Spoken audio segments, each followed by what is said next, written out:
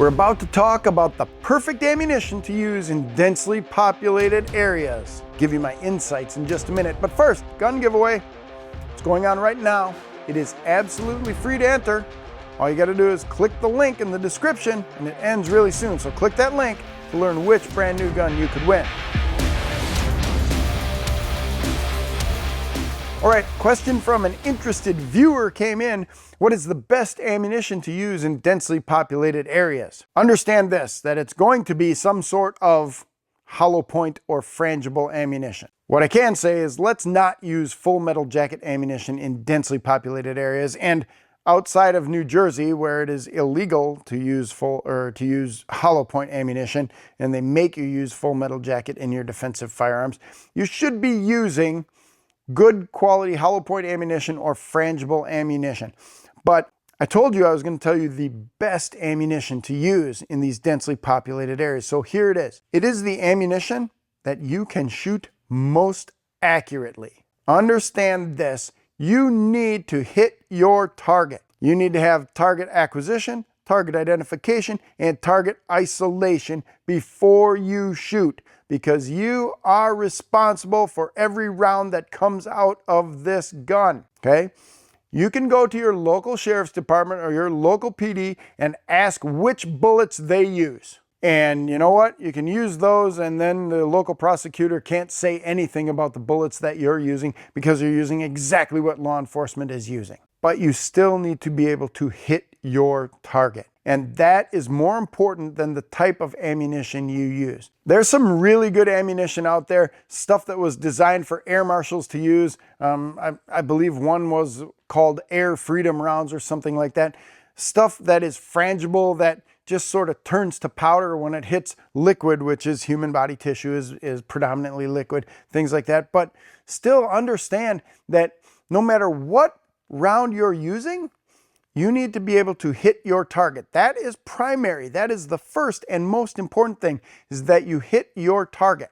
Now, if you're using a good quality hollow point ammunition, that bullet should open up and it should expend all of its energy inside the target and should not pass through. Notice I'm saying should a lot. Should. There are lots of reasons why hollow points fill up with debris and something happens and they don't perform perfectly. They don't operate the way they're supposed to. Now, if you shoot through a bad guy and you hit a good guy or a good person on the other side of this bad guy, understand you're going to be liable for that. There's going to be a discussion about what level of culpability you have because of that. So first and foremost, hit your target, because you're responsible for that gun coming out of there. Secondly, use the best quality ammunition that you can afford. Check it out. Fire it in your gun. Fire it into ballistic gel. Fire it into a bucket of water and see how it performs. See what that bullet does once it hits liquid.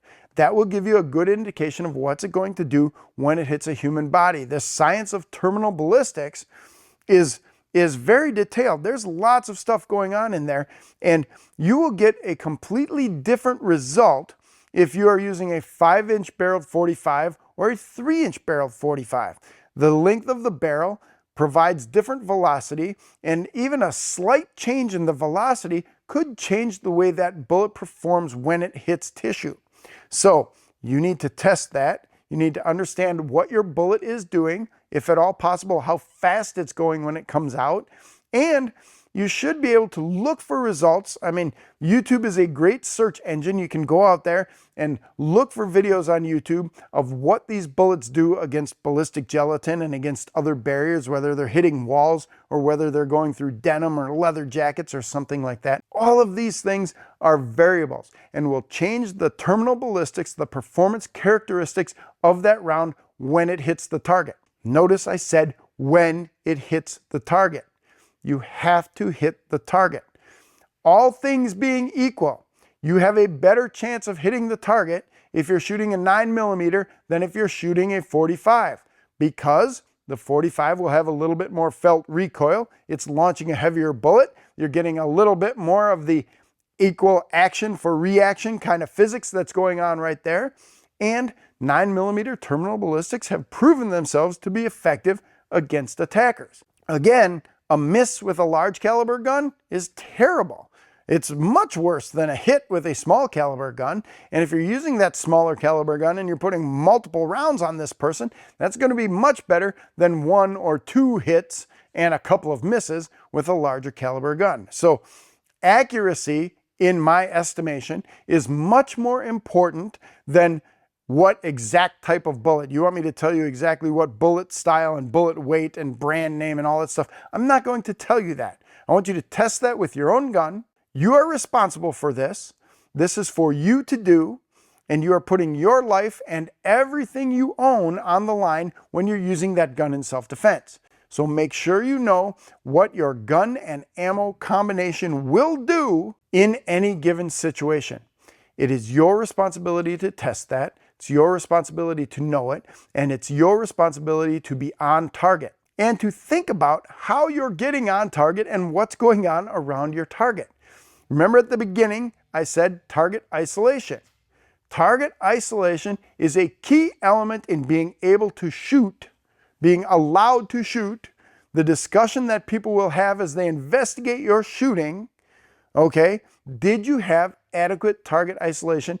Is that the only thing you are reasonably expected to hit out there in front of you? So you can't be trying to make hostage shots or something like that if you don't have effective target isolation. It's something to consider because you're responsible for where that bullet's going to go. So is there one best bullet to use in crowded situations? Yeah, there is. It's the bullet you can shoot most accurately. And that's going to be a combination of your bullet, your firearm, and your training. Make sure you have all 3 of those top notch, and then you are reducing your amount of liability. You're never going to eliminate it. It's a true story of self-defense. We interviewed an armed Lyft driver who was carjacked to help answer these questions. Should I carry a gun while driving? And what does a carjacking actually look like? Just click the video next to me to watch this must-see interview.